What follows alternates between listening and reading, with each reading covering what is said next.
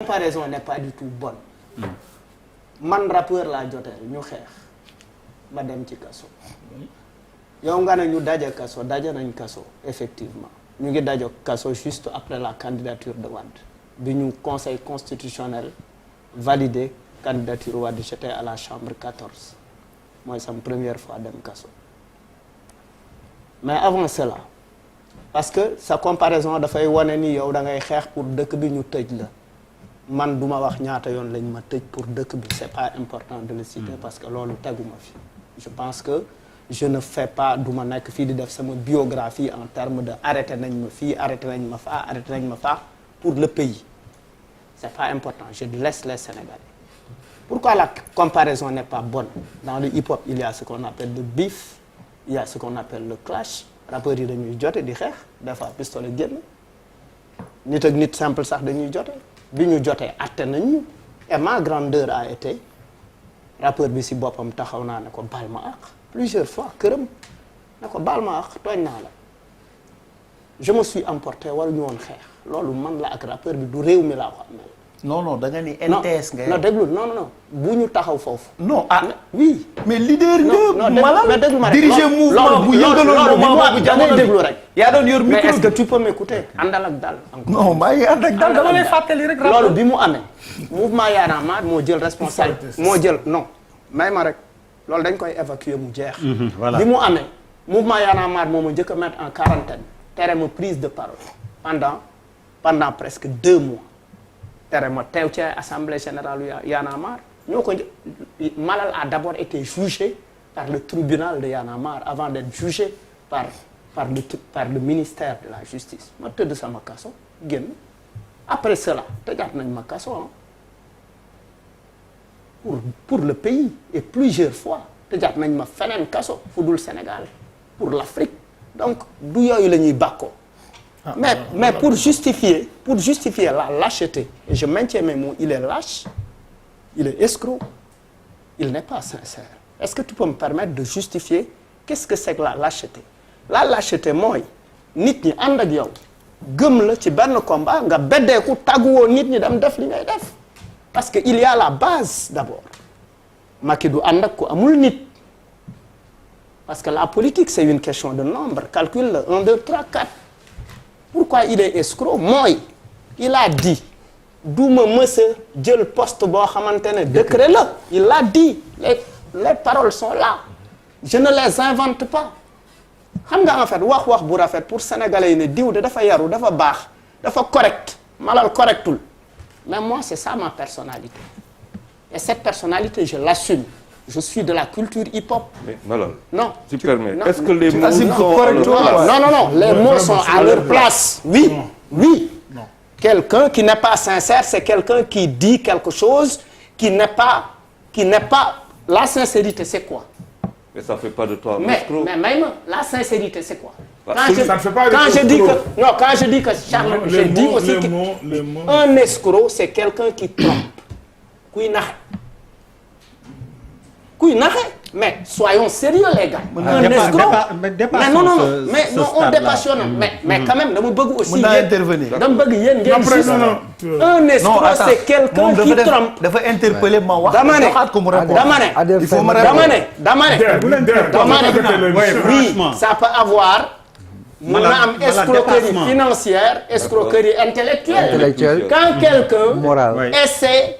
Tu parles d'escroquerie intellectuelle. Oui, c'est un escroc intellectuellement parlant. Non, il faut me parce que beneen affaire bi ci topp c'est un lâche et je l'assume.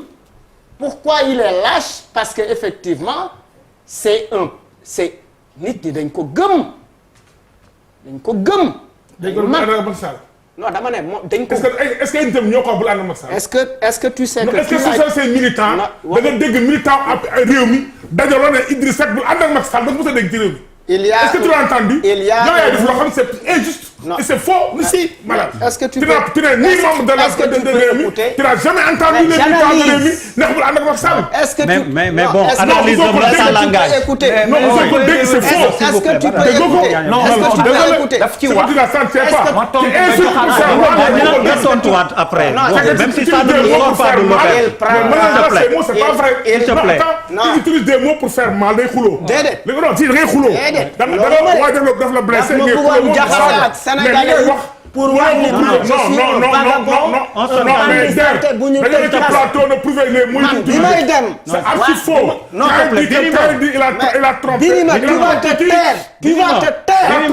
Tu apprendras à te taire. Non, tu es trop petit. Mais tu te tais. Parce que c'est pas à toi que je réponds. Birima, tu n'as pas, s'il te plaît, comme tu n'as pas la parce que parole, du yow laay waxal. Birima, s'il te plaît. Tu te tais. Non dama ne non dégg nga amul Oui, malade. oui, Birima, amul on arrête dépressionne. yow arrête. Malade, toi aussi. Déedéet. On se calme. Moi, il utilise pour l'insulter, mais du mot C'est pas ton problème. S'il te plaît. C'est pas ton problème. S'il te plaît. C'est pas ton problème. Mais oui. S'il te plaît. C'est pas bien. Mais oui. C'est pas bien. damay xuloo. Je suis désolé. mais damay xuloo. C'est pas bien. mais damay xuloo. Mais c'est pas bien. non attendez. On désamorce tout gis ça. nga gis nga. Non, je suis pas d'accord. Baye Ndiaye maslaha.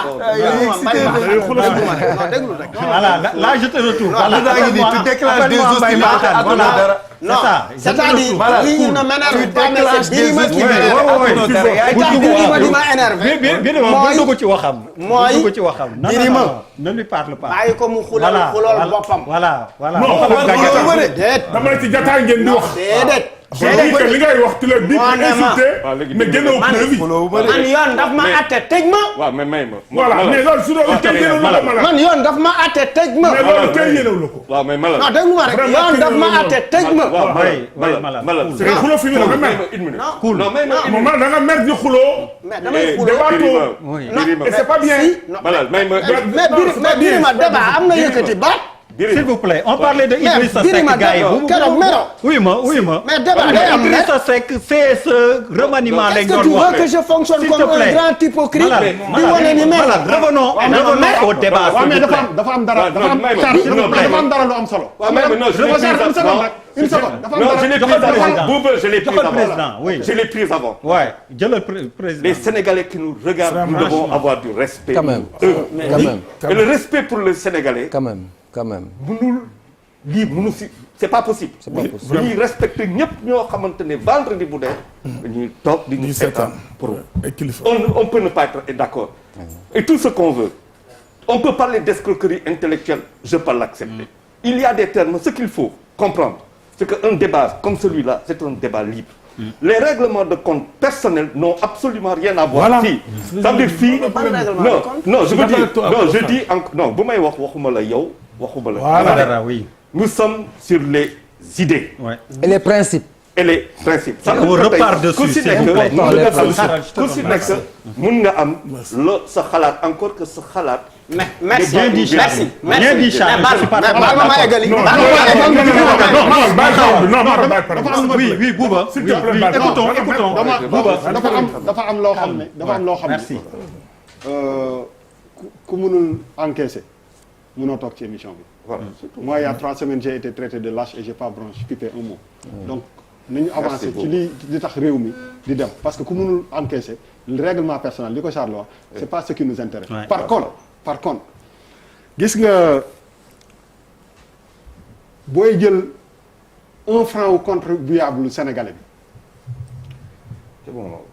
dafa am kàddu pour wax la boppam dans le respect bien sûr mais je pense que Yirim wax na ko sànq bu ñu bëggee nit ñi di ñu seetaan aussi position nu mu metti ku ne nañ la nangul sa position te bañ la caricaturer def la opposant si tu dis ce que tu penses on dit que dafa mel ni c'est-à-dire que affaire bi ñaari camp la te du ñaari camp parce que nit ñi du ñu nangu ñu dugal leen ci benn camp. dëgg la dañu nekk fii pour nit ñi ñu seetaan wax fa dëgg yàlla dañ leen koy ñaan rek li xew ci kaso bi yéen ñaar ñëpp tey jii seen sët bu toogee di ngeen ne benn jour dugg naa ko kaso jommul kenn pour sama patrie je pense que da ngeen waroon am ay affaire convergence que ku nekk di wax bu fa nekkee wax fa dëgg yàlla alors justement Yérim pour revenir au débat oui voilà est-ce que l'argumentaire de Badara tient la route ah non attends moom di wax na sëñ bi nag te man naa wax ci débat bi non oui déet man na woo toog Yérim non